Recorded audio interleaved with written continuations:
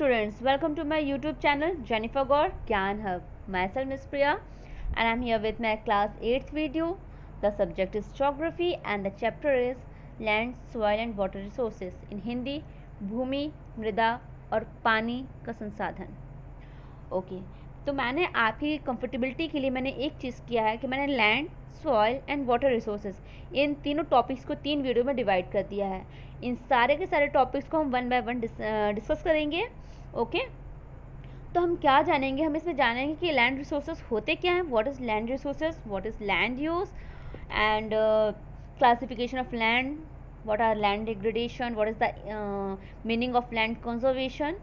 Okay so without our wasting our time, let's get started. But before that, please, those who are watching my video for the first time, please make sure to subscribe my channel. So land is the most important of all natural resources. It serves as a source for all other resources such as mineral, forest, the life forms above and below the surface, plants and animals, different types of soil, surface water, river and lakes, human settlements and population. Let us understand land and other important resources such as soil and water and their uses in more in detail. Okay. जो भूमि है, land means भूमि. भूमि जो है सबसे important role play करता है. अगर हम बात करते हैं अपने प्राकृतिक संसाधनों की, अगर हम बात करते हैं नेचुरल रिसोर्सेज की बात करते हैं, तो भूमि का बहुत बड़ा योगदान रहा है. क्योंकि कहीं ना कहीं एक तरह का हमारे लिए एक स्रोत है, एक सोर्स है, चाहे वो मिनरल्स का हो, फॉरेस्ट का हो, या हमारी ज़िंदगी से जुड़े हुए किसी भी स्रोत की अगर हम बात करते हैं, तो कहीं ना कहीं भूमि जो है, जो लैंड है, वो बहुत इंपॉर्टेंट रोल प्ले करता है. और इस चैप्टर में हम इसी के बारे में 1 बाय 1 जानेंगे. Now the first topic which we are discussing in this video is land resources, मतलब भूमि संसाधन. All human beings live on land and use it for agriculture and various other purposes. जितने भी मानव जाति के लोग हैं वो भूमि पर रहते हैं और उसका इस्तेमाल करते हैं, या तो कृषि के लिए या तरह तरह के कामों के लिए. What percentage of earth is land. क्या आपको पता है कि जो हमारी जो पूरी भूमि है उसमें पृथ्वी का परसेंटेज क्या है? It is only about 30% of the total air of earth surface. अगर हम अपने पृथ्वी की बात करते हैं तो सिर्फ 30%, कितना, सिर्फ 30% जो है जिसका इस्तेमाल मानव जाति इस्तेमाल करती है. बाकी क्या है, rest of them is 1/3 of the earth total area is not suitable for living. जिसमें से क्या है कि अगर हम बात करते हैं तो 30% एरिया ऐसा है जहाँ पे इंसान क्या होता है, रहता है. ठीक है ना. बाकी जो 1/3 पोर्शन है हमारे अर्थ का टोटल एरिया का, जो लैंड एरिया है, वो रहने के लिए क्या है, सुटेबल नहीं है. The land surface is also not the same everywhere. एक और इम्पॉर्टेंट चीज़ क्या है कि हर जगह की भूमि का जो सरफेस होता है, जो भूमि की जो सतह है, वो हर जगह सेम नहीं है. क्योंकि कहीं बहुत ज़्यादा बारिश होती है, कहीं बहुत ज़्यादा गर्मी होती है, कहीं बहुत ज़्यादा ठंड होती है. तो कहीं ना कहीं क्लाइमेट, टेम्परेचर, ये सब चीज़ें तरह तरह की जब चेंजेस होती हैं, इसमें जब वेरिएशंस होते हैं, तो कहीं ना कहीं भूमि के जब हम बात करते हैं, जब हम लैंड सरफेस की बात करते हैं, तो वो भी कहीं ना कहीं डिफरेंट होते हैं. Okay, different type of land presents different type of resources, therefore all places are not evenly populated. In addition, the areas with extremely cold or hot climate are sparsely populated. अगर हम बात कर रहे हैं तो यहाँ पे क्या कह रहा है कि पहली चीज़ तो ये कि भूमि हर जगह की सेम नहीं होती है, जिसकी वजह से क्या है कि कहीं ना कहीं क्या होता है कि जो माउंटेन्स हैं या फिर जो प्लेटूज़ हैं आपके, ये सब जो होता है अलग अलग तरह के, अलग अलग टेम्परेचर में पाए जाते हैं. तो कहीं पे बहुत ज़्यादा ठंडा है या कहीं पे बहुत ज़्यादा गर्म है. तो क्या होता है कि कई कई जगह पे हमें पॉपुलेशन ज़्यादा देखने को मिलती है, कहीं कहीं हमें पॉपुलेशन कम देखने को मिलती हैं. और इसके एडिशनल क्या कह रहा है कि कोई एरिया जो बहुत ज़्यादा ठंडा है या बहुत ज़्यादा गर्म है, तो वहाँ पे हमें पॉपुलेशन में क्या होते हैं, वेरिएशंस, हमें जनसंख्या में वेरिएशंस देखने को मिलते हैं. Soil fertility. Soil fertility also varies from place to place. Soil fertility क्या होती है कि एक भूमि, जो उपजाऊ भूमि है, उपजाऊ मिट्टी जो है, वो भी कहीं ना कहीं जगह जगह पे क्या होती है, वेराइज करते हैं, डिफ्रेंशिएट करते हैं. For example, the Arctic areas, the desert and high mountains are unfavourable for activities and practices such as farming. तो यहाँ पे बताया जा रहा है कि इंपॉर्टेंट चीज़ बताई जा रही है उदाहरण के तौर पे कि आर्कटिक एरियाज़ के या डिजर्ट या फिर हम पहाड़ों की एरिया वाली बात की अगर हम बात करते हैं, संसाधनों की बात करते हैं, तो वहाँ की जो लैंड रिसोर्सेस है या लैंड सरफेस है, वो क्या है, फार्मिंग जैसे एक्टिविटीज़ के लिए फेवरेबल नहीं है, अनफेवरेबल हैं. On the other hand, most of the plains across the world are very fertile. अगर हम दूसरी तरफ की बात करते हैं तो ऐसे बहुत से प्लेन एरियाज़ हैं जहाँ पे क्या है, वहाँ की मिट्टी क्या है, फर्टाइल है, उपजाऊ है, वहाँ पे फार्मिंग प्रोसेस ईजिली किया जा सकता है. Generally, humans tend to live in areas with moderate climate, fertile soil and level land. क्या कहा जा रहा है कि अगर जनरली देखा जाता है, आमतौर पर अगर हम देखते हैं तो जो मानव जाति है वो किस एरिया में रहना पसंद करता है, जहाँ पे क्लाइमेट मॉडरेट हो, ना ज़्यादा ठंडा हो ना ज़्यादा गर्म हो, या फिर हर मौसम देखने को मिले। सॉइल वहाँ की फर्टाइल हो, फर्टिलिटी हो वहाँ की सॉइल में, क्यों, उपजाऊ होगी तभी वहाँ पे अनाज उगा सकेंगे, वहाँ पे कोई ना कोई हम अपना काम कर सकते हैं। और जो लैंड जो है वो लेवल में हो, ये नहीं कि कहीं उबड़ खबड़ हो या कहीं पे ऐसे एरियाज हो। The plains have all this features so they are the most populous areas in the world. तो कहीं ना जो प्लेन की हम बात करते हैं ना, तो वो क्या है, कहीं ना कहीं वो ऐसी ही जगह है और इसी वजह से क्या है कि वहाँ पे ज़्यादा पॉपुलेशन हमें देखने को मिलती है। हिली एरियाज़ के में आप चले जाइए, अगर बच्चों आप जाते हैं तो आपको बहुत ही ज़्यादा कम घर मिलेंगे, वहाँ पे पॉपुलेशन भी आपको कम मिलेगी। पर अगर आप वहीं पे प्लेन लैंड्स में जाते हैं, जहाँ पे की मिट्टी जो वो प्लेन है, जहाँ की ज़मीन जो वो प्लेन सरफेस है, तो वहाँ पे आपको पॉपुलेशन ज़्यादा मिलेंगी। तो बच्चों क्लियर हो गया होगा। Now moving to our next topic, land use मतलब भूमि का इस्तेमाल। Patterns of land use tell us how land is being utilised by humans. कहीं ना कहीं जो भूमि की जो पैटर्न्स हैं, जो एक प्रोसेस होता है, उसको कहीं ना कहीं वो हमें ये बताते हैं कि आज के टाइम में मानव जाति उसका इस्तेमाल कैसे कर रहे हैं। Generally land is use for the purpose of agriculture, जैसे कि हम सब जानते हैं, बचपन से हम पढ़ते आ रहे हैं और अपने चारों तरफ देखते हैं। अगर हम बात करते हैं इंडिया की, तो इंडिया में सबसे ज़्यादा खेती होती है। तो हम अपने नॉर्मली गाँव कभी जाते हैं वकेशंस पे या कभी भी कहीं पे भी जाते हैं, तो एग्रीकल्चर प्रोसेस बहुत कॉमन है। खेती वगैरह हमें देखने को बहुत मिलती है। Settlements and other urban development such as road and industry by humans. तो हम देखते हैं कि क्या होता है, वहाँ पे इजीली इंडस्ट्रियलाइजेशन हमें देखने को मिलता है, क्योंकि जहाँ पे ज़्यादा पॉपुलेशन है वहाँ पे फैक्ट्रीज ज़्यादा होंगी, ताकि मैन्युफैक्चरिंग ज़्यादा हो, ज़्यादा इंपोर्ट एक्सपोर्ट हो, तो वहाँ पे वर्कर्स की भी ज़रूरत होती है, तो ईजिली वहाँ पे वर्कर्स अवेलेबल होते हैं, हमें वाटर ईजिली मिल जाता है अपनी इंडस्ट्रीज़ के लिए, इंडस्ट्री पर्पज़ के लिए।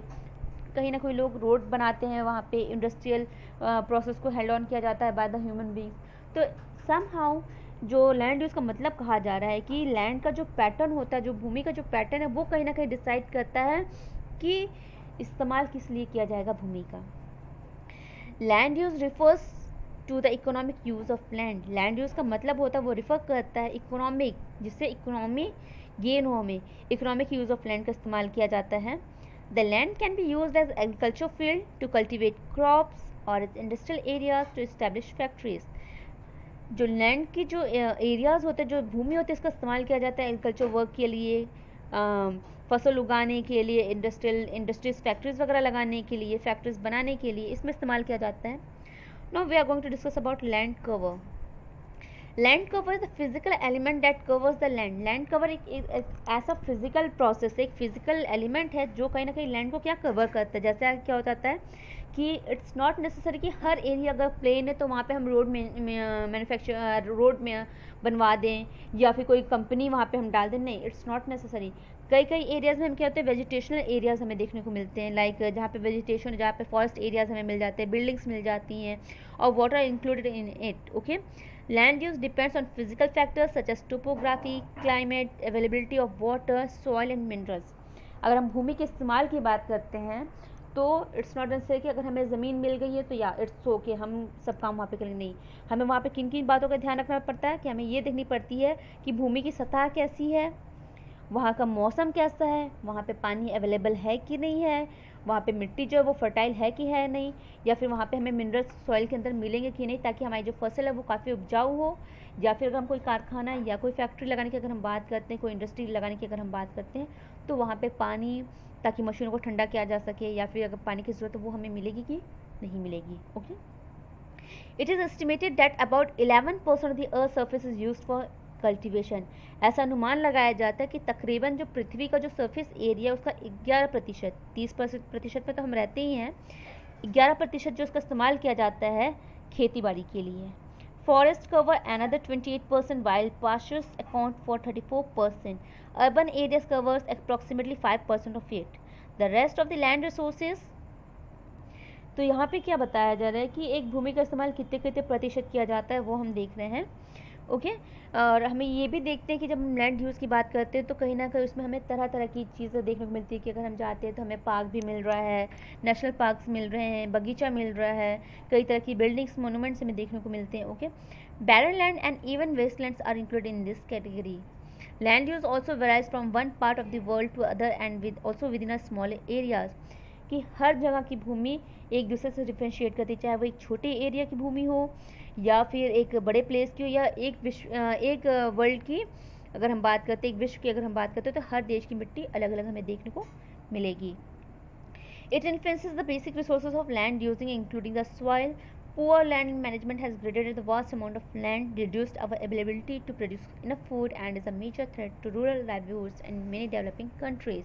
क्या होता है जब हम एक ही भूमि पर बार बार कार्य करते हैं पर हम उसकी फर्टिलिटी को इंक्रीज करने के लिए जब हम कुछ नहीं करते हैं, कहीं पे भी हम खनन करके छोड़ दे रहे हैं पर हम क्या कर रहे हैं उसको दोबारा ठीक से नहीं कर रहे हैं, तो जब बारिश होती है तो वहाँ की मिट्टी क्या हो जाती है, इरोड हो जाती है, सॉइल इरोजन हो जाता है, जिसकी वजह से जितने भी मिनरल्स होते हैं वो क्या होते हैं, वेस्ट चले जाते हैं. तो यही कहीं ना कहीं सबसे बड़ा मेजर कारण है कि जो रूरल एरियाज़ के जो लोग हैं, जो ग्रामीण समाज के जो लोग हैं, उन्हें काफ़ी प्रॉब्लम्स फेस करनी पड़ रही है और कहीं ना कहीं ये डेवलपिंग कंट्रीज़ के लिए काफ़ी थ्रेटनिंग पॉइंट है कि अगर हम अभी भूमि संरक्षण नहीं करेंगे तो कहीं ना कहीं हमें बहुत ज़्यादा प्रॉब्लम्स आने वाले टाइम में फेस करना है. क्यों? क्योंकि डे बाय डे हमारी पॉपुलेशन जो है वो इंक्रीज़ हो रही है. ज़्यादा पॉपुलेशन मतलब हमें ज़्यादा एरिया चाहिए, लिविंग एरिया हमें ज़्यादा चाहिए. ठीक है, तो इसी बात को ध्यान में रखते हुए क्लासिफिकेशन किया गया है लैंड का. क्या किया गया है? क्लासिफिकेशन किया गया है. और अगर हम बात करते हैं क्लासिफिकेशन की तो दो तरह में बांटा गया है. ठीक है ना, अगर हम भूमि की बात करते हैं तो भूमि के दो पार्ट हैं. एक आपका है प्राइवेट और दूसरा है आपका कम्युनिटी. तो प्राइवेट का मतलब आपको पता ही है, प्राइवेट मीन्स पर्सनल, जिनकी अपनी पर्सनल प्रॉपर्टी होती है, जिन घरों में हम रह रहे हैं तो वहाँ की जो ज़मीन है वो क्या है, हमारी अपनी है, प्राइवेट प्रॉपर्टी है. बट अगर हम बात करते हैं पार्क्स की बात करते हैं, रोड की बात करते हैं, जंगलों की बात करते हैं, तो ये कम्युनिटी लैंड है. कम्युनिटी लैंड का मतलब कहता है सामुदायिक भूमि, जिसका इस्तेमाल हर एक व्यक्ति कर सकता है, हर एक पब्लिक जो है, सिटीजन जो है देश का, वो कर सकता है. तो अगर कोई आपसे पूछे कि क्लासिफिकेशन ऑफ लैंड कितने पार्ट्स में क्लासीफाई किया गया है, तो two parts में. The first one is private land and the second one is community land.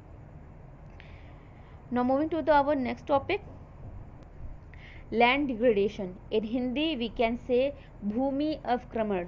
भूमि अवक्रमण क्या होता है? When the land is no longer suitable for agriculture.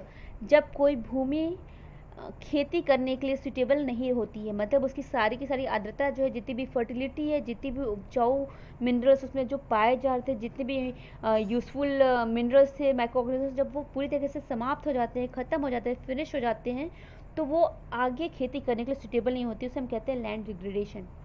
क्या होता है कि हम एक ही जगह बार बार खेती किए जा रहे हैं बट हम ना वहाँ पे फर्टिलाइज़र डाल रहे हैं, ना ह्यूमस मेंटेन कर, ह्यूमस क्वांटिटी नहीं मेंटेन कर रहे हैं, तो इससे क्या होता है कि वो सॉइल जो होती है वो क्या हो जाती है, वो लैंड जो है वो बंजर हो जाती है, जहाँ पे हम फसल आगे नहीं उगा सकते हैं.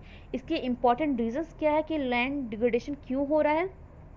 पहली चीज़, increased population and its ever increasing pressure on land. कहीं ना कहीं पॉपुलेशन जब इंक्रीज हो रही है तो पृथ्वी पे, भूमि पे क्या हो रहा है, प्रेशर भी इंक्रीज हो रहा है. डिफॉरेस्टेशन. डिफॉरेस्टेशन की मीनिंग क्या होती है? कटिंग डाउन ऑफ ट्रीज, पेड़ों को काटना. जब हम पेड़ों को ज़्यादा से ज़्यादा काट रहे हैं तो क्या हो रहा है, कहीं ना कहीं हमें ग्लोबल वार्मिंग को फेस करना पड़ रहा है. वो कहीं ना कहीं समहाउ इनडायरेक्टली हमारी फसल पे भी अफेक्ट करती है, हमारी ज़मीनों को भी अफेक्ट कर रही हैं. एसिड रेन की इंक्रीजमेंट जो हो रही है. सॉइल इरोजन जो होता है कि जब हम कहीं पे खनन कर देते हैं, कहीं पे हम भूमि को खनन करते हैं और उसके बाद क्या होता है कि हम उस पर ध्यान नहीं देते हैं, और जब बारिश होती है तो उसके जितने भी इंपॉर्टेंट न्यूट्रिएंट होते हैं, माइक्रो और मैक्रो न्यूट्रिएंट्स होते हैं, वो क्या हो जाते हैं, वॉश ऑफ हो जाते हैं पानी की वजह से. उसे कहा जाता है soil erosion. Overgrazing by animals. ऐसा माना जाता है और ऐसा प्रूवन भी है कि अगर हम कभी कभी क्या होते हैं कि गाय या बकरी वगैरह को लेके जाते हैं चराने के लिए, तो हम देखते हैं कि वो जो फसल खा जाती हैं या फिर वहाँ पे जो छोटी छोटी घासें जो उगती हैं, जब वो उन्हें खाती है तो क्या करती है, उन्हें बाय रूट उखाड़ देती है. तो कहीं ना कहीं वो भी सॉइल इरोजन का रीज़न बन जाता है. ओवरग्रेजिंग की वजह से भी कहीं ना कहीं एक रीज़न है कि सॉइल क्या है, लैंड क्या है, धीमे धीमे डिग्रेड हो रही है. Excessive single cropping. एक ही तरह की क्रॉपिंग को क्या है, एक ही तरह की फसल को बार बार उगाना. ठीक है, तो वो अगर हाई अमाउंट पे मैक्रो और मैक्रोन्यूट्रिएंट्स को एब्जॉर्ब करते हैं या पानी को एब्जॉर्ब करते हैं, तो कहीं ना कहीं ये भी एक रीज़न है लैंड डिग्रेडेशन का. And expansion of cities and salinization. मतलब क्या है कि धीमे धीमे क्या है कि शहरीकरण ज़्यादा हो रहा है हमारे देश में, जितने भी ग्रामीण एरिया हैं वो किस में कन्वर्ट हो रहे हैं, किस में डाइवर्ट हो रहे हैं, शहरीकरण में, सिटीज़ एरिया में डाइवर्ट हो रहे हैं। तो कहीं ना कहीं जो मिट्टी है, जो भूमि जो है उसमें क्या हो रहा है, नमक की भी मात्रा बढ़ती जा रही है और सैलिनाइजेशन काफ़ी ज़्यादा हो रहे हैं। टू गैदर ऑल दिस, ये कुछ रीजंस हैं जो कहीं ना कहीं इम्पॉर्टेंट इम्पैक्ट कर रहे हैं, कहीं ना कहीं हार्मफुल इम्पैक्ट कर रहे हैं हमारे लैंड के ऊपर। और उसी को समराइज करके हमने एक सिंगल वर्ड यूज़ किया, लैंड डिग्रेडेशन, मतलब भूमि अवक्रमण। Okay, the next topic is land conservation, मतलब भूमि संरक्षण। अभी हमने पढ़ा कि लैंड क्या है, लैंड यूज़ क्या है, लैंड कवर क्या है। After that we have studied about classification of land, जो कि दो तरह के होते हैं, एक प्राइवेट, दूसरा कम्युनिटी। इसके बाद हमने जाना कि भूमि अवक्रमण क्या होता है, डिग्रेडेशन क्या है, क्या क्या रीजंस हैं, ऐसी कौन सी ह्यूमन एक्टिविटी हम कर रहे हैं जो कहीं ना कहीं हार्मफुल हो रही है हमारे लैंड प्रोसेस के लिए और जिसकी वजह से जो लैंड है वो डिग्रेड हो रहा है। तो अब इससे बचने का उपाय, हम इन सब बिखरी हुई चीज़ों को कैसे सही कर सकते हैं, कैसे समेट सकते हैं। लैंड कंजर्वेशन मतलब भूमि संरक्षण। Land is important for the survival of humans. हमें पता है कि भूमि बहुत ही कहीं ना कहीं इंपॉर्टेंट रोल प्ले करती है एक मानव जाति के जीवन के लिए। It is the habitat for all life and treasure house of valuable minerals and soil that are important for the economic development of the world. हमें पता है कि यहाँ पे जो तरह तरह की जो हैबिटाट पाए जा रहे हैं वो कहीं ना कहीं सबके जीवन के लिए बहुत ज़रूरी, सर्वोपरि हैं, क्योंकि हमें इनसे बहुत ही महत्वपूर्ण मिनरल्स मिलते हैं, खनिज मिलते हैं, मिट्टी मिलती है, जो कहीं ना कहीं हमारे देश के इकोनॉमिक डेवलपमेंट के लिए, मतलब क्या होता है, फाइनेंशियली तौर पे कहीं ना कहीं उसे और मजबूत करता है। इसलिए कहीं ना कहीं बहुत ज़रूरी है कि that we should conserve our land resources, कि हम अपने भूमि संसाधन का क्या करें, संरक्षण करें। तो हम कैसे करेंगे, चलिए जानते हैं इसके बारे में। Think about afforestation. एफॉरेस्टेशन जैसे डिफॉरेस्टेशन होता है कि कटिंग डाउन ऑफ ट्रीज, मतलब पेड़ों को काटना। एफॉरेस्टेशन का अपोजिट होता है, मतलब पेड़ों को लगाना। प्रॉपर सीवेज डिस्पोजल, हम जो कचरा वगैरह फेंकते हैं, जो हमारे ड्रेनेज सिस्टम से जो सीवेज निकलता है उसका सही तरीके से डिस्पोज ऑफ करना, उसको सही तरीके से मतलब ख़त्म करना, इसको डिस्पोज करना। Plant crop rotation. Plant crop rotation क्या होता है कि एक व्यवस्थित तौर पे क्या होता है ना, एक प्लान तरीके से क्रॉप को रोटेट करना, एक ही फसल को बार बार नहीं उगाना। मतलब एक बार अगर हमने एक फसल उगाई तो दूसरी बार हम दूसरे सीजन में उसको चेंज करके कोई और फसल उगाएंगे, ताकि एक बार अगर मात्रा फर्टिलिटी कोई ज़्यादा यूज़ कर रहा है तो दूसरी जो क्रॉप है वो कम फर्टिलिटी या कम वाटर रिक्वायरमेंट्स को यूज़ करे। टू प्रिजर्व सॉइल न्यूट्रिएंट्स, ताकि क्या इससे जो मिट्टी की जो न्यूट्रिएंट्स हैं वो बचे रहें। अलाउइंग ग्रास टू ग्रो, जब ओवर ग्रेजिंग को हम रोकेंगे, जब जानवरों के घास को खाने से हम रोकेंगे तो कहीं ना कहीं क्या होगा, जो घास फूस है वो कहीं ना कहीं हमें इसे मौका देना चाहिए कि वो उगे। Appropriate disposal of hazardous industrial waste, और ज़्यादा ज़्यादा कोशिश करना चाहिए कि जो इंडस्ट्रियल वेस्ट जो निकल रहे हैं, जो हार्मफुल केमिकल्स या हार्मफुल सीवेज जो निकल रहा है उसका सही से डिस्पोज ऑफ करना, ताकि वो हमारे इन्वायरमेंट में, पानी में या भूमि में जाके ना जमे। प्रॉपर यूज़ ऑफ फर्टिलाइजर्स का सही इस्तेमाल, and pesticides and finding ways to protect ecological diversity. और तरह तरह के हमें स्टेप्स आए दिन ढूंढने चाहिए, कोशिश करना चाहिए कि हम अपनी इकोलॉजी को क्या करें, उसके जो डाइवर्सिटी, जो विभिन्नताएं हैं इकोलॉजी में, उनको हम क्या करें, मेनटेन कर पाएँ। डिग्रेडेड लैंड्स और wastelands can be cultivated for agriculture too. कहा जाता है कि जो डिग्रेडेड लैंड हैं और जो वेस्टलैंड्स हैं जिनका कभी इस्तेमाल नहीं किया जाता है, उनका भी हम इस्तेमाल कर सकते हैं कल्टीवेशन प्रोसेस में एग्रीकल्चर के लिए। पर कुछ नियम और कुछ ऐसे डायरेक्शंस हैं और कुछ ऐसी फाइनेंशियल हेल्प है जिनकी हमें रिक्वायरमेंट पड़ेगी सरकार से। अगर हमें सरकार मदद देती है कि अगर हम उसमें क्या कहते हैं कि पहले डिग्रेडेड लैंड को, जिनका जो लैंड जो हमारे यूज़ में नहीं है, जो वेस्टलैंड्स नहीं है, हम उसमें अगर फर्टिलाइजर्स डालते हैं उसकी फर्टिलिटी को इंक्रीज़ करने के लिए, ह्यूमस इंक्लूड करते हैं, तो कहीं ना कहीं छोटे छोटे से प्रोसेस हैं और थोड़ी सी फाइनेंशियल हेल्प की ज़रूरत है, जिसके बाद जो आपकी वेस्ट लैंड्स हैं, डिग्रेडेड लैंड्स हैं, उनका भी हम इस्तेमाल कर सकते हैं कृषि के लिए। Another is a step that you can take as an individual is to stop throwing garbage. As a citizen, एक व्यक्तिगत तौर पर अगर हम देखें तो हम कैसे संरक्षण कर सकते हैं भूमि का, कि जो कूड़ा करकट निकलता है, कूड़ा कचरा जो निकलता है, हम उसको फेंकना बंद करें। जैसे प्लास्टिक का यूज़ हम कम करें ताकि वो भूमि में जाके, क्योंकि क्या होता है नॉन बायोडिग्रेडेबल में आता है, मतलब क्या होता है वो जल्दी डिग्रेड नहीं हो सकती है।